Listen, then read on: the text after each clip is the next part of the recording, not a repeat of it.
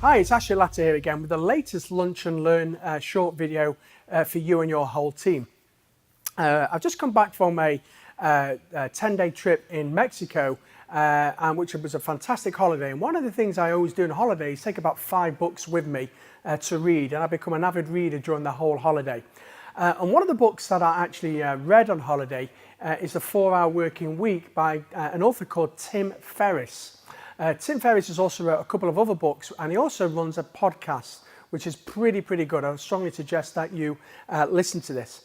But one of his quotes he's ever come across with is that you become the average of the 7 people who you spend the most time with. And when I first heard this quote, it really did make an impact with me, and it made me realize, who do I actually spend my time with? Now, why is this important? Okay, so I've just delivered a 2-day ethical sales and communication course here in my centre in Manchester, and we've had 36 very forward-thinking dentists and team members take the courses, and it's been a revelation. It's been a fantastic 2 days. But when we've been speaking to the delegates or some of the dentists on a one-to-one basis, some of the things that they've been saying is not only has the course been great, not they learned so much from the programme, but also they've learned so much from spending time with really good quality forward-thinking people, and they've jotted down ideas of some of the things that they have done. And the conversations that have taken place over lunch and the break times and even after the courses have been amazing and superb to watch. So my question is this: who do you spend your time with? Are these people sucking blood out of you, or do you actually get inspiration from actually spending time with these people? Because at the end of the day, you actually do become who you are and who you spend time with. Now, this really hit home to me recently, again on the holiday, when I actually went for a swim one morning very early, and there's another person there swimming, and we ended up both in the jacuzzi having a chat for 10 minutes.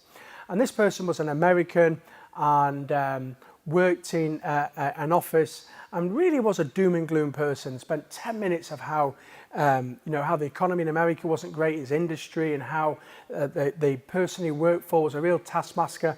And by the time I finished and left that conversation with 10 minutes, I really felt like I was on a low. And then, of course, you read the newspapers and you watch the news, and sometimes can really drag you down.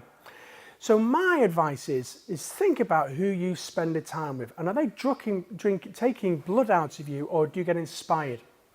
Another tip I'd like to share with you is this. We were on a course today, and one of the girls on the programme asked me, and she does facial aesthetics, she says, have you got any tips at all on how to grow and market my business?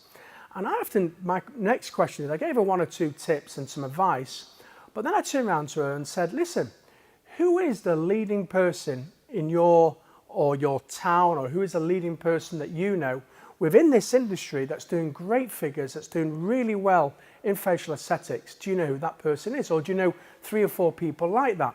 She turned around to me and said yes, and I strongly suggested, well, why don't you give that person a call, send them an email, or even send them a letter, better still, and ask them, is it possible I could come and spend 2 or 3 hours with you, learn what you do, find out I wonder if you can help me, and see if you can get some ideas from them on how to grow your business.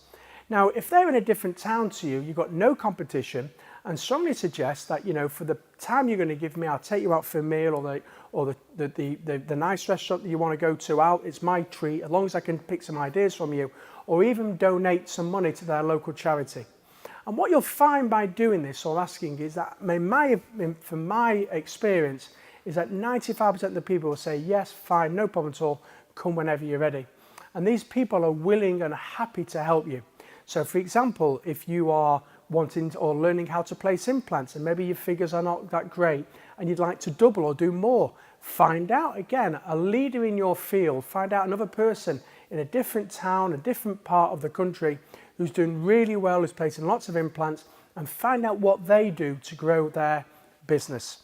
And what you'll find is by spending the time with these people, the quality people who are doing really well, you can get nothing but major advantages and lots of tips and ideas from spending time with these people.